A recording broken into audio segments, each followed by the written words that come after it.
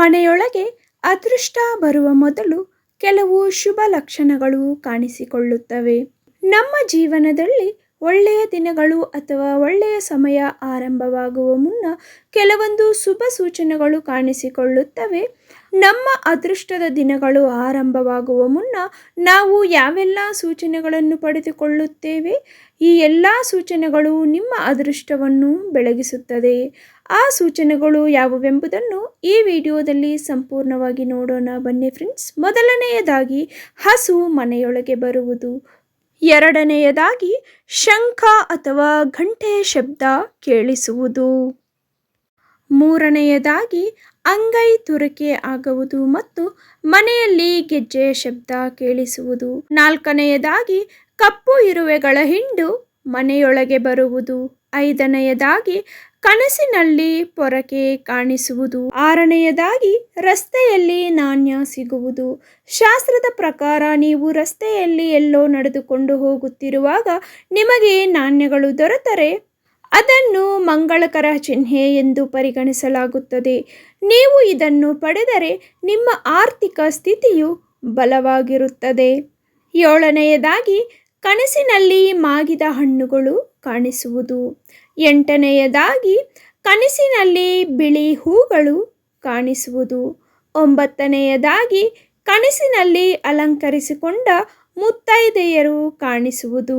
ಹತ್ತನೆಯದಾಗಿ ಕನಸಿನಲ್ಲಿ ನಗುತ್ತಿರುವ ಚಿಕ್ಕ ಮಕ್ಕಳು ಕಾಣಿಸುವುದು. ಹನ್ನೊಂದನೆಯದಾಗಿ ಮನೆಯಲ್ಲಿ ಕುಂಕುಮದ ವಾಸನೆ ಬರುವುದು. ಹನ್ನೆರಡನೆಯದಾಗಿ ಕನಸಿನಲ್ಲಿ ಅರಿಶಿನ ಕುಂಕುಮ ಕಾಣಿಸುವುದು. ಬೆಳಗ್ಗೆ ಬ್ರಾಹ್ಮಿ ಮುಹೂರ್ತದಲ್ಲಿ ಎಚ್ಚರವಾಗುವುದು. ಅಂದರೆ ಬೆಳಗ್ಗೆ 3:45ರಿಂದ 4 ಗಂಟೆ ಒಳಗಡೆ ಎಚ್ಚರವಾಗುವುದು. ಮನೆಯಲ್ಲಿ ಹಾಲು ಅಪರೂಪವಾಗಿ ಉಕ್ಕಿ ಹೋಗುವುದು. ದೀಪಾರಾಧನೆಯ ನಂತರ ದೀಪ ಮನೆಯಲ್ಲಿ ಪ್ರಶಾಂತವಾಗಿ ಉರಿಯುವುದು. ಅಡುಗೆ ಮನೆ ಅಥವಾ ದೇವರ ಮನೆಯಲ್ಲಿ ಹೆಚ್ಚಾಗಿ ಹಳ್ಳಿಗಳು ಕಾಣಿಸುವುದು. ನಿಮ್ಮ ಮನಸ್ಸಿಗೆ ಹೊಸ ಶಕ್ತಿಯ ಅನುಭವವಾಗಿ ಪ್ರಶಾಂತವಾಗಿ ಅನಿಸುವುದು. ಯಾರ ಮೇಲೂ ಆಧಾರ ಪಡದೆ ನಿಮ್ಮಷ್ಟಕ್ಕೆ ನೀವೇ ನಿರ್ಧಾರ ತೆಗೆದುಕೊಳ್ಳುವ ಸಾಮರ್ಥ್ಯ ಬೆಳೆಯುವುದು. ಮೊದಲು ಇರುವಂತಹ ದುಃಖಗಳಿಂದ ಮುಕ್ತರಾದಂತೆ ಅನುಭವ ಪಡೆಯುವುದು. ಮುಂದೆ ಬರುವಂತಹ ಸಮಸ್ಯೆಗಳ ಬಗ್ಗೆ ಹಿಂದೆ ಜಾಗರೂಕರಾಗುವ ಅನುಭವ ಪಡೆಯುವುದು.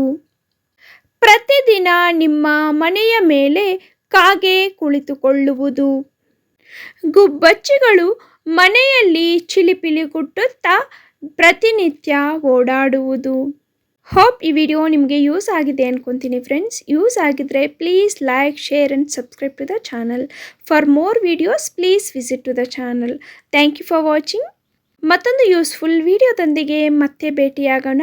ಅಲ್ಲಿವರೆಗೂ ಆಲ್ವೇಸ್ ಕೀಪ್ ಸ್ಮೈಲಿಂಗ್. ಇವತ್ತಿನ ಈ ವಿಡಿಯೋ ನೋಡಿದಂತಹ ತಮ್ಮೆಲ್ಲರಿಗೂ ನನ್ನ ಹೃದಯಪೂರ್ವಕ ಧನ್ಯವಾದಗಳು.